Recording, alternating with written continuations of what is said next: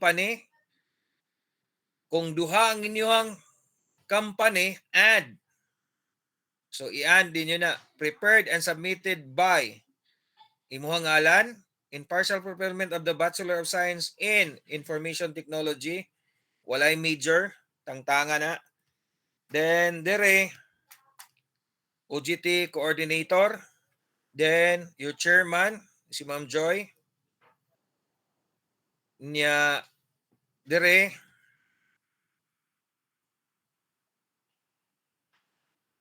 si Ma'am Joy lang gihapon dere.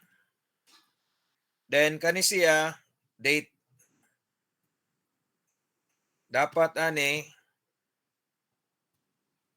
dere ni siya. Date sa pagpirma ni Ma'am Joy. Any questions? Table of contents. Para masulod ni siya, guys, this should be 1 inch up sa above, 1.5 sa left, 1 inch sa right. 1 inch dire. Nganong gibutang tanig 1.5? Kay ari kunan pa man ninyo. Ang 0.5 ana mao nay butangan sa atong dire sa kilid gani. Klaro guys? Hoy. Yes, sir. Introduction, of course. Naara si ChatGPT. Introduction of the OGT. So internship is part of the curriculum of the BSIT. So usa ni siya ka page.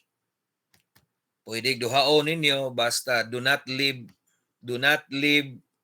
kana hanging page, ipuno gina ninyo. Then after that, summary and conclusions. Then recommendations, magbutang mo diha, summary and conclusions. I-summarize ninyo unsay nakatunan ninyo sa inyong pag-OGT.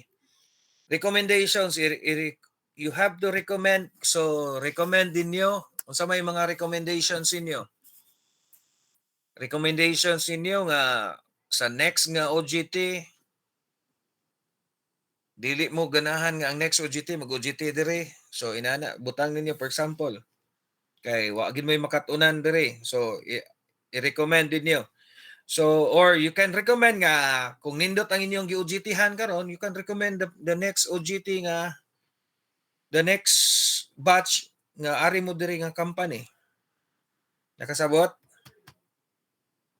Guys, appendixes. So mo ni siya sa appendixes. The next, other documents. So unsa ray butang ninyo sa appendixes?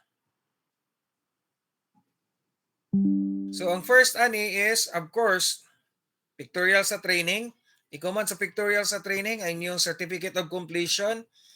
Kung nag-training mo sa inyong company na mo na-receive na certificate, you have to add other documents here. Klaro? Then, this one, sunura ra niya, evaluation form. Kung tulo mo ka, so pila man ta ka kuan, pila man ta ka weeks. So kinahanglan gasunod ni start from February. So magsunod na siya. Make sure pod also nga naay remarks and suggestion na signature.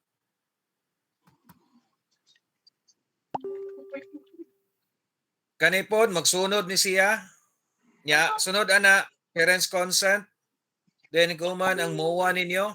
Now, please listen ha. Ang MOA ninyo long, so di gito siya masuod dire sa kuan. So you can use scanner nga ikuan ninyo. Yeah, make sure pud taon magbutang mo sa MOA nga hanay pud pagkabutang sa MOA ha, kay pictures ra baya na siya. Guys, are you with me? Then after that, daily or weekly, monthly performance report. So mo ni siya ibutang. Now, please listen. Naay signature, it must be naay signature. Then cooperate ang inyong supervisor. Parimark ka ang supervisor dire. then signature, then ulahera ko mo remarks niya mubutang og signature. Guys, any question? Now, para sa grado ninyo, naiuban nag-start na og nahuman na mo og OJT, make sure ha nga ma-explain ninyo. Ang pinaka-highest is 10 in each. So ang 10, may pinaka-highest 1 is the lowest. So kung diri nga part sa productivity, diri nga part pwede siya mopili 9 or 10. So diri nga part pwede siya mopili 7 or 8, and diri nga part 5 or 6, pwede siyang 5 or 6. Pero ang pinaka-lowest is 1, ang pinaka-highest is 10. Any question sa paggrado? Now, i-total na to tanan pila iyahang gisirkulan. For example, 80 ang iyahang gisirkulan. I-total ni siya tanan og 80. Ang grade equivalent, guys, ang grade equivalent is makita ninyo sa next nga page. Dara. Ang total score is 80. So, ang total score is 80. Ang grade niya is 89. So, ang imong grado is 1.6. Klaro? Hey, are you with me? Yes, sir. So, 1.6 mo ibutangan ng 80 dire. So, 1.6. Since 1.6 man 60% ang sa company. So, 60% sa company, 40% sa kuha. So, muusab pa ng 1.6. Okay? Now, OJT supervisor, please listen ha. Kinahanglan, signan ni siya dire. Sa second nga page, signan pod. Dire. Nya, palihog ko. Sir, hapit na mapalong, sir.